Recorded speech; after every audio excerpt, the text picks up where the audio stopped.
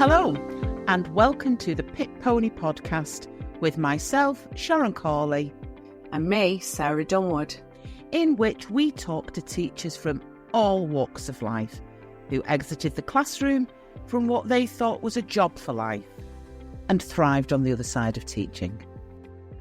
Coming up in this episode, I didn't know, but I knew, I had faith in myself that if I worked this hard and had belief in me, that I could definitely make something of this. hello, and welcome to a lovely episode of the Pit Pony podcast. I'm feeling all calm and serene already. We've got a wonderful guest, Jane Lloyd. Jane Lloyd lives in Wales, and she was a teacher for 14 years. And when Jane talks about going into teaching and choosing that career, she uses the word vocation, as many of us do. And she came into teaching straight from school. And at the back of her mind all the time was her first teacher, Mrs. Huxley, who she describes as her hero, and she also describes as cuddly. I just love that. So she goes in vocationally to be a teacher, primary by trade, but spends her time in a secondary school setting as an art teacher. Admittedly, she does other subjects as well, which many of the art teachers have to do. But by July 2024, she'd done. She was gone, and she was not going back to teaching ever again. We're going to find out why in a minute. But in the meantime, welcome, Jane. Thank you for joining us. What do you do now? Hello, I'm Jane, and I'm an artist. Oh, how proud are you to say that I am an artist? Perfect. Thank you, Jane. And I look forward to discussing that with you in a bit. But can you start us off by going back only recently, because you came out July 2024? Jane, what were the circumstances surrounding that decision to leave the job that you said was your vocation? The job itself had changed so much over the 14 years. It just wasn't the same as what it used to be. Various changes with structure of the school and hours that I used to spend with certain pupils were cut, as a lot of non-core subjects are. And so my hours were cut also through choice, and behavioural issues, things like that I decided that this just wasn't for me anymore. How was that impacting you, Jane, from somebody who'd clearly enjoyed teaching?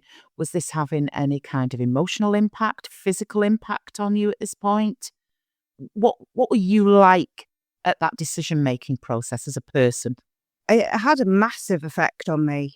I was finding it hard to sleep, worrying all the time. I'm a natural worrier anyway, but this was more than my natural worrying.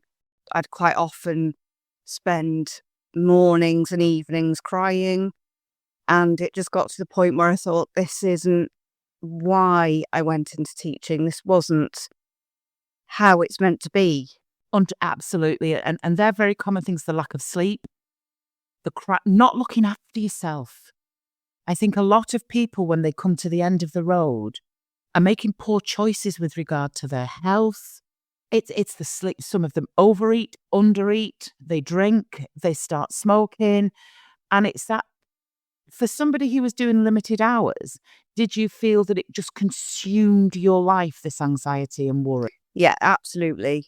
Although I was trying to be very strict that on my days off, I wouldn't do any schoolwork, that would inevitably trickle in at certain times of the year. And you, as an art teacher as well, you live, breathe and sleep, and everything consumes you with art.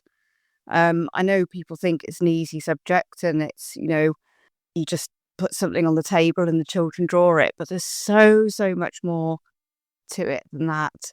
And if you want the children to pick up on your passion, then you have to put the hours in to create that passion within them. did you feel, because Sarah's a non-core by trade as well, business studies.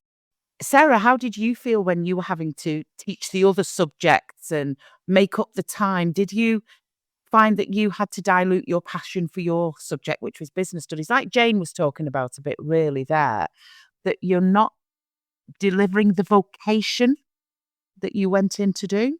Yeah, I think it's harder delivering something that's not the thing that you invested so much time in at the start. And for me, it had always been business studies and economics. I'm completely nerdy. I love that stuff.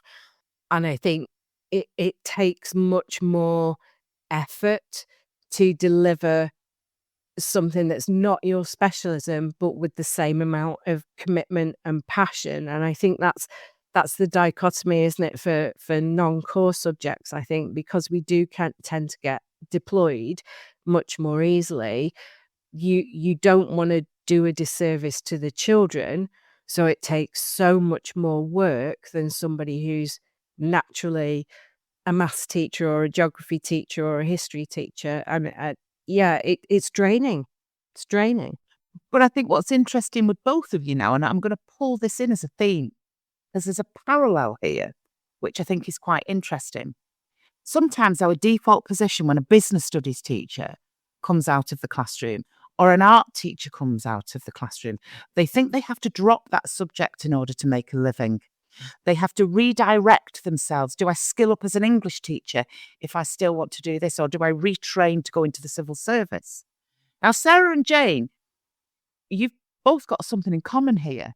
Your subjects are serving you in your new careers, so to speak.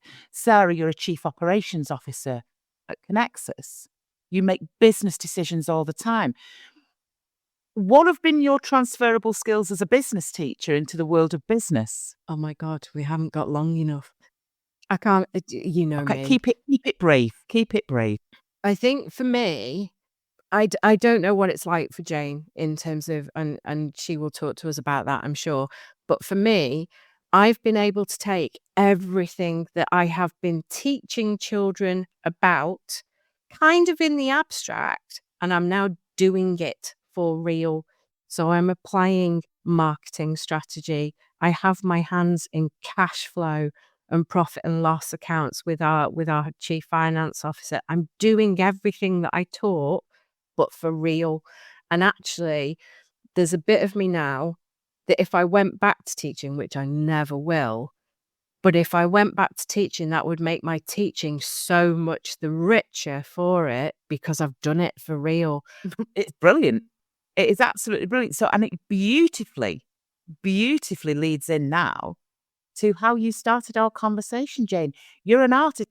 Is it George Bernard Shaw who said, "Those who can do, and those who can't teach"? So you're now doing the do. You're the artist. Talk us through. We've left that behind as the art teacher. You're now an artist. You've stepped away from teaching the subject. Well, you have and you haven't. We'll come on to that in a minute.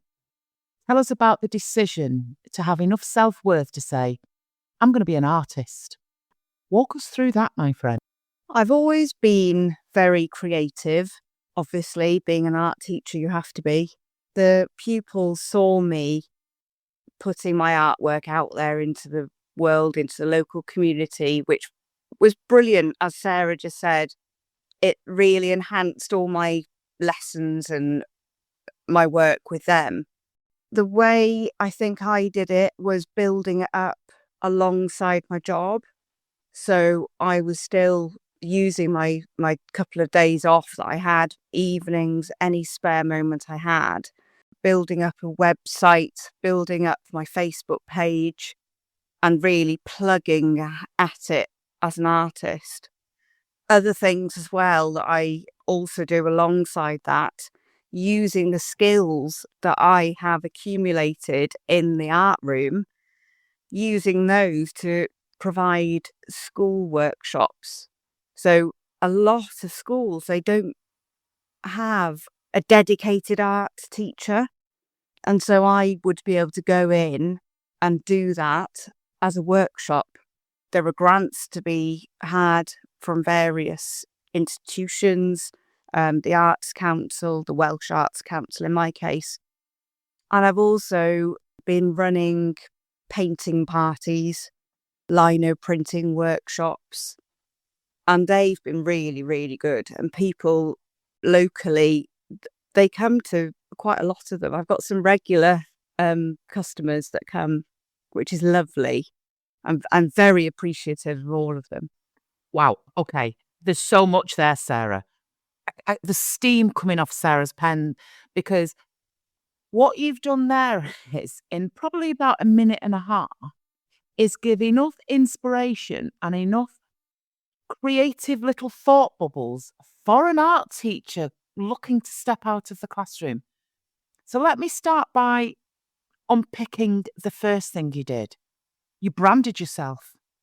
You branded yourself as an artist and you put a business behind that, a Facebook page, a website. So one of your income streams as an ex-art teacher is you as an artist. We'll come on to the schools and the workshops in a minute. Painting parties, I'm all over that. But you as an artist, what can you actually do? Do you sell your pictures, your prints? Do you exhibit? Do you talk us through what that income stream is like for you as an artist? Yeah, so all of what you've just said. So I started drawing realistically, trying to help the pupils to draw realistically. And from that, I got quite a few commissions from people. So pet paintings, pet drawings, things like that, portraits. And so that started building my little portfolio of work. I soon cottoned on to the fact that obviously that was a one-off payment. And so a lot of hours go into doing something like that. Like, you're talking about 40 plus per drawing or painting. So I thought, there's got to be another way of me not spending as much time. And so I also do limited edition prints. I do prints, open edition prints. I print onto coasters and tote bags and notebooks. And I've been very, very lucky in the last year. I've got a space with a local artist cooperative in the local town of Dolgellau, which I really had to think about very carefully because I had to have 2 days in the shop selling the work, basically. So that had to fit in around my job. But obviously Saturdays, that's what I did. I made them Saturdays. And that is fabulous. I love that because I meet so many people and have discussions about my artwork and what they like. Oh, it sounds perfect. And am I right in thinking that you were doing this alongside your job in the school you wanted to get out of? Yes. So there was a slow build. So I think it's quite important at this point. I think this where it offers a lifeline of hope. You don't have to plow on in as the teacher. You can start to build an exit strategy behind you. And a lot of our pit ponies do, Jane. They might start with small bits of tutoring, or they've got a product like as a chocolatier or something that they are starting to plan an escape route. Did you find, and I think I know the answer to this question because I just saw your face light up. You're working in a school, you're unhappy, but your joy was on a Saturday. Part of your exit strategy, did it support your mental health whilst in the school because it offered you hope? Absolutely. That was what really kept me going. It really did. Because I know, well, I didn't know, but I knew, I had faith in myself that if I worked this hard and had belief in me, that I could definitely make something of this. Wow. I love that. And that will come onto your mindset. That's the mental health, isn't it? The positive self-talk all the time rather than doom and gloom. I have got a solution. I'm going to work hard at it. And I think what came across to me as well, I don't know about you, Sarah, but I listened to when you talked about the 40 hours and then the prints. There's a bit of natural business acumen there, Sarah. What did you think? Yeah, I mean, I'm furiously scribbling down notes because that's how I process things. But it was that it's almost been a natural evolution, but without you even thinking about it, of how best to capitalize on my time. That high ticket price for one off, they're never going to come back because they've had their portrait. I get it. And I'm the person who goes to Duggethley. I mean, I love that neck of the woods anyway, but we go to North Wales. I am that person who is in art shops buying coasters, buying the limited edition prints because I love it. And that is a nice natural repeating trade, isn't it? It's straightforward, it's done. I'm not underplaying your talent, but once it's done, and it can just sit there and keep recurring. I love that. Love that. And I think then what that comes on to is you then threw an absolute golden nugget into the mix, and you just rattled off and you went, oh, and I go into schools and do workshops because there are grants available and they've not got specialist art teachers. And my pen starts going, I'm like, all right. So she's found herself into the art community. She's passionate about what she's producing as her craft. Oh, no, no, no. I'm going to add another string to my bow. And I'm going to remain with a foot in education. Now, I know you're Wales, and it's a different world, literally. Talk us through what you've done, because bearing in mind, the time of the recording now is November 2024, and you exited in July 2024. And we've spoken to many people who've been able to reflect on a 5-year period of thrival. We're talking months here. And you're throwing all this into the mixer for us. Now, I know you started further back. I get that. So it has probably been 2 to 3 years. But you've only been out since you've only been out July 2024. So you've not hemorrhaged out broken. You're bruised, but you're in there swinging, which I like. You suddenly went workshops within schools. Let's get into that one, shall we, please? What are you doing there? So that was a complete accident. I was contacted by a friend who was a head teacher in a primary school, and they wanted to do I can't think of the word in English. I think it's like a bridging between year 6 and secondary. Transition. Okay, thank you. And they wanted that to be an art activity, but that they would do the art in the primary school and then that would be put into the secondary school as a mural. So we came up with the idea of little MDF squares, and they would each do a picture on the square and paint them with acrylics. This was all led by me in, I think it was a day in each school. I think there were 3 schools. And all of those little tiles, they went to the secondary school and were put up on the wall so that when these year 7s turned up in September, that they had something on the wall that reassured them and they were fine. They were going to be okay. Well, if there's any head teachers listening, if anybody was listening to that and that was happening with my child, I would just be so invested in that secondary school for that level. I've been involved in transition projects and, getting to know the school, but that was beautiful that they clearly value art. So you had a head teacher and a community that valued what you have. And I think that's what's coming through to me. We talked about art and, as a subject in school, it's not really valued. And it's considered a soft subject and that kind of thing. And people think it's just about putting something on a table and draw it. Well, actually, you've just told me immediately the word that's coming through in my head is value.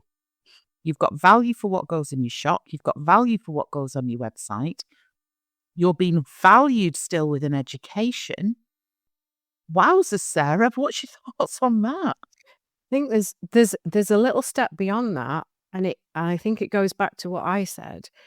Art in schools, very much like music, a lot of the creative subjects has been massively and I'm generalizing, but it's been stripped out, and it's become quite niche in terms of that particular cluster of very arty, talented kids. But I think where art hasn't gone, and all the creative stuff, is that there's adults who really do value and appreciate art and music and want to go to the theatre, and I am that person.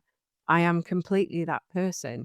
And what I'm hearing and really love is the other stuff you mentioned, the painting parties, and I'm guessing that you're probably doing adult workshops and things where adults in their 30s and 40s and 50s who perhaps really did love art at school but didn't do anything with it, and now coming back as adults and going, yeah, I can get messy, I can do this, it's mindful, it helps me. And that, just for me personally, that's the sort of thing that I would love if that was in my community. Really do. Because it's value for me in so many different ways. Is that what you're doing? Are you working with adults as well? Yeah, absolutely. The painting parties is mainly adults, and a lot of them are those people who haven't picked up a paintbrush since they were in school, and they're very fearful. But the way that it works is beautiful, because you can either have a blank canvas and paint what the set kind of painting, or I do all the outlines for you, and you have all the colours there ready for you, and you just love the process and enjoy the painting process. And honestly, we go over time. This is where my time planning goes completely to pot, because every time it's more like 3 hours instead of 2. But every single person leaves that room with a smile, with pride, like completely relaxed, because they've accomplished something. They've enjoyed what they've done. It's so, so important. Just talking to you and picturing that. What I did I told you about this, Sarah, a couple of weeks ago. It kept popping up on my Facebook. Now I'm an impulse buyer. Seriously, honestly, 2 glasses of wine, Amazon Prime deliveries, and I'm thinking, who's ordered that? Oh my God, it's me. I've bought a paint by numbers kit. Okay. For exactly that reason. However, it's not proving to have worked out as well as I would have liked, because I've got to take the kitchen table. I've got to get the paint pots out, and my house isn't set up like that. But to know that I could go and do that in a venue with somebody there supporting me, it was a break away from what I was doing, is amazing. There's so many things that are going on in that way. For teachers like yourself, there's a surge in people joining adult choirs to sing. It's huge now, joining choirs. And I see women of a certain age, and they're up there and they're singing. There are drama activities. We've got a great tutor who works for us, Lee, who does amateur dramatics. And Sarah's right. It's about going back to what were our hobbies and our loves. And I think what we are seeing quite categorically is there is a market for that. Can I jump in and go back to COVID times? Because where we all defaulted to in COVID was creative. It was making things, it was painting things, it was baking things. It was, it was that, because there is something intrinsic about being creative.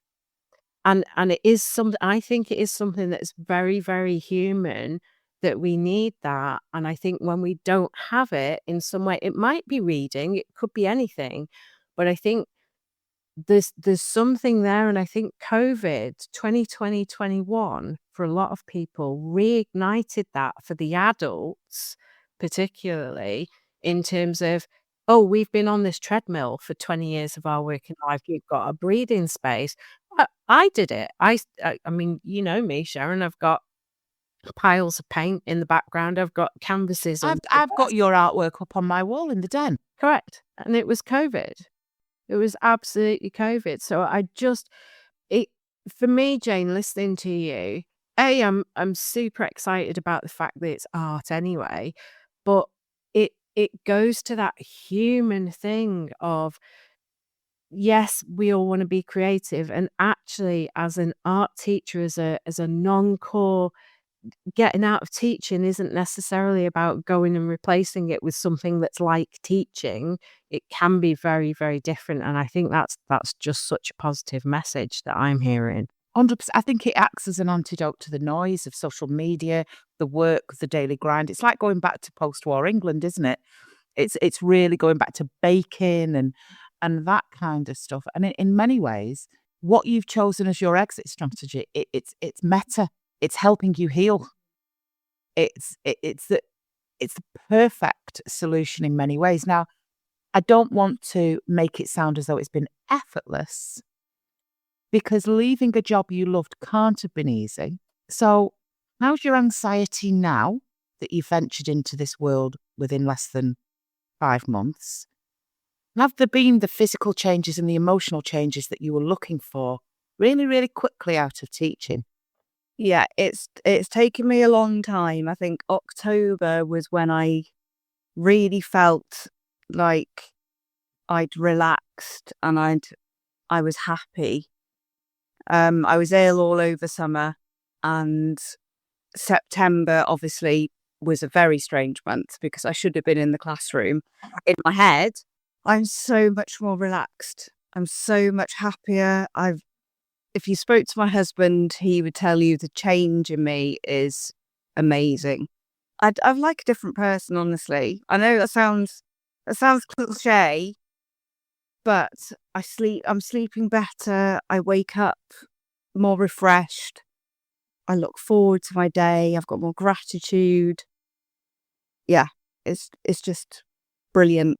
Because what's interesting, Jane, really early doors when we released the original Pit Pony video on YouTube, what we were able to do during lockdown was Sarah and I used to open a Zoom call on a Wednesday evening for people to come in, to just talk, to chat, to have our advice and network, really.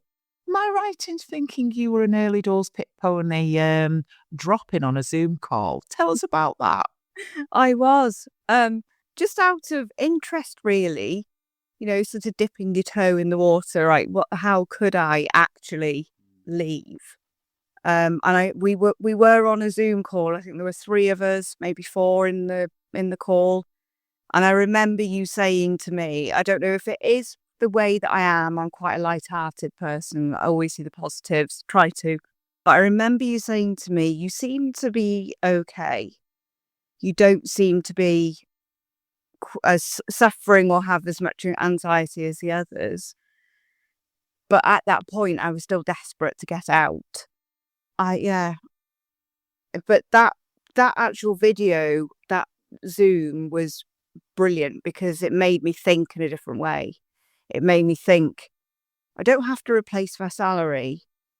Why would I, when, what I'm going to be doing is completely different? And money isn't the be all and end all.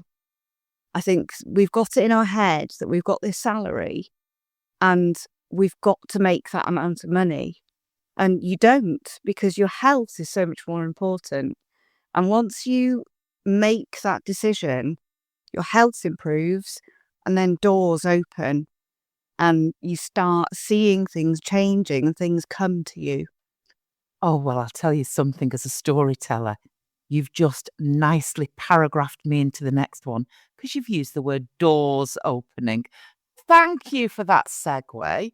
If this was a written essay, I would have just upped a grade with what you've done there, because I am going to talk to you about doors. I'm going to ask you about sliding doors. Can you pinpoint for us, Jane, in everything that you've got going on at the moment, a sliding doors moment in your life that you know you would not be experiencing if you'd have stayed in that classroom? Yeah, I think it all comes down to like the moment when you actually open your front door and you go to leave and you are rushing, you're going to the car, it's dark, you've got to get in that car and you've got to rush and get to school. for me now, my sliding doors moment, I think, is actually opening my front door, taking a deep breath of the fresh air that I've got around me. I've got mountains, the views, the mountains, the sea, the estuary. I've got a pet sheep that comes to greet me every morning. And it's just, I really don't have any words, because that is it for me in a nugget. It's that life now that is so different, and it's beautiful. Oh, Jane. Well, we're going to thank you, and we're going to leave it. I just feel as though I've had a meditation session myself, because that was so powerful and so inspirational. And on behalf of myself and Sarah and everybody who's listened to that beautiful capture of your story, I'd like to thank you and wish you every single success as you venture into your life outside of teaching. Thank you very much to both of you for having me on. It's been lovely. Well, Sarah, I'm going to speak on your behalf, because we always play Guess What's in Your Head. I think you loved that. I think that's probably one of your favourites. It was all about the art, wasn't it? Yeah, and for somebody who's a complete nerd, loves the science, loves the maths, loves all the business stuff, the creative stuff is right at the core of me. So super giddy to talk to an artist. It's brought back wonderful memories of art at high school with my art teachers. You can smell the room, can't you, just by talking? You can smell it. Well, yeah. And do you know what I remember? Do you remember the old big Belfast sinks that were all splashed with paint, and they had never clean? Yeah, never clean. Never clean. Never clean. But yeah, but more than that, from a business perspective, from a getting out perspective, just how naturally she's found her way into that idea of multiple income streams, but actually sat within a core of art being at the heart of it. I just loved it. I think what she did for me, if I was listening to this as a heads up, she got her ducks lined up in a row prior to exiting. And by getting those ducks lined up in a row, it was helping her cope before she became too broken. And that was her plan. Her plan. And yes, a lot of it's evolved, and it's not been a linear or a straightforward thing. But she started tinkering around certain edges, and they grew. But what she also said was she had faith. She was already harnessing a mindset of positivity with her mindfulness that this was going to be okay, because she'd done that where she said, I don't need to earn this much money. She'd gone true Pit Pony blueprint. What do I need to live? How can I do it? That for me, she said that she had complete faith in herself, and you talk about unwavering faith in whatever it is that we're doing at any given moment in time. I think that was critical.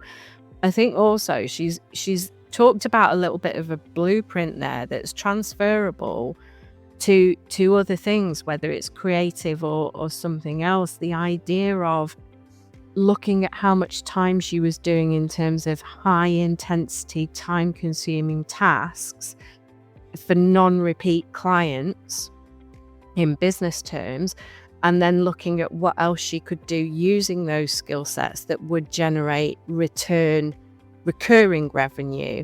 And I think that applies in tuition, it applies in photography, it applies in a variety of different businesses that you could set up regardless of your skill set. That idea of trade-off of time and value, and what it's. So that was really interesting to me to hear it articulated in the perspective of a creative sector that's actually really applicable to different scenarios that some of our pit ponies might be thinking about. And if you take the word creative out of it, and you go along with the theory of what we talked about with the soft subjects and non-core, let's pluck a subject: food technology, cooking, home ec, whatever you want to call it. You're sat there and you go, I'm so niche in what I do. Well, actually, her high-end tickets could be wedding cakes. She decides that I don't want to do wedding cakes anymore. There's no repeat business, unless you're well, hey ho. Therein lies another story. Working in a shop selling you cakes on a Saturday. I'm surrounded with lots of other bakers and artisan whatever. Then she realises that a great transition project would be doing some baking or cooking or food technology from primary school to secondary school. And then she does baking classes for mindfulness. If you are creative, not necessarily in your subject, but you're creative with what you can leverage with your gift and your talent, that applies to music, drama, that applies to PE. It applies to anything.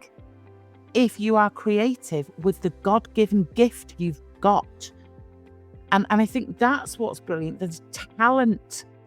Some of my music teachers were so talented, and they were working for pittance in a school thinking, well, the only thing I can do is be a Perry. Such talented drama teachers, design technology, woodwork, pottery, all of those things that are your absolute passion. Get creative in a different sense and leverage it, because what she then talked about was, even in a short period of time, being able to open her front door and appreciate everything around it. I thought that was a beautiful sliding doors. She really did go deep metaphor with that, didn't she? Yeah. And knowing where she is, I know my envy at knowing what that view is outside of her door. And actually, for me, it was and we've had some people say this to us recently, and you take away the low level of it, I'm aware that the leaves have changed colour. That's actually massive when you've been on the treadmill for so long that you look up and it's Christmas. I'm deeply envious of the sheep as well. But also, what a sad indication, sad indictment of our lives, when one of the best things we have is that we can notice nature. That actually she opens that front door now, and instead of bailing into a car, leaving in the morning when it's dark, coming back, we've got to take a step back, I think, at some point, and start to put value, not financial value, on a lifestyle. You can't get away from that, and it's very difficult to articulate to somebody we see it on the group, don't we? The question of, if I take this pay cut, is it manageable? Now, take away the can I manage it? As long as your baseline is covered, it is very difficult to quantify to somebody who's not gone through it the difference that quality of life and being present with the people around you and being able to go out on a school night, or know that you can book in. I've got something this weekend. I'm going to see Monty Don from Gardener's World. Of course you are. On a Sunday afternoon. I wouldn't have done that when I was at school, because Sunday afternoon would have been for marking. And it's so difficult to pin that down for somebody who hasn't yet taken that leap of faith, that is worth so much more than having a couple of extra £100 in the bank each month. It's a concept you cannot capture unless you've gone through it. And one of the levelers for me in huge critical decision points in my life, because we're in the world of business and we no longer work in half terms, even though our business is education, what's underpinning our business is quarters. So I very much see life in terms of quarters now. Well, okay, if we take 100 as really old, and we break down those 100 years into quarters. Well, I've done 0 to 25, tick. I've done 25 to 50. I'm over halfway. I'm in my third quarter. If we want to then layer that onto the seasons of the year, in keeping with where we've just come from, I'm in my autumn. Because 75 to 100 is the winter of our lives. Now, I know people who live very healthy lives, but I think coming over the hill at 75, you're going to have a different experiences than at 52. So if I've got 23 years left in my autumn, I've got 23 Christmases. I've got 23 summers. I've got 23. So many different things that if I put that down, all of a sudden, you're asking me to put a price on my time. And that's when you suddenly go, no, I do want to see these autumn leaves. I do. We're going out for tea tonight. And I'm going to go out for tea on a Thursday night with the kids and some of their friends. And here's the difference. That's all I'm going to be thinking about. My stomach's not going to be churning because I've got to get back to do something. I'm not going to be worrying about the cost of it. I'm going to be present in Nando's. Sorry, I don't even know what that reaction was. Honestly. It's the only common ground we've got that everybody can have something. And I'm going to be there. And I'm going to have a window seat and I'm going to people watch. I'm going to choose what I want to eat and be present and enjoy it. And unless you've experienced that, but you can relate to the churning and the panic, that's not life. And get a pen and paper out and work out how many years you've potentially got left, God willing, what season of your life you're in, and what you're going to do about it. Because that's what Jane did. She brought us to nature. She sat in nature. And she is absolutely experiencing and drinking in every single moment of her life. And I'm going to leave you with this. She left in July 2024 and it's November 2024. It can be done. And she's making time work for her. That was a great one, wasn't it, pal? It's all right. I'm going for a Milipion and I'm going to Nando's. I will see you on the other side, my friend. Enjoy!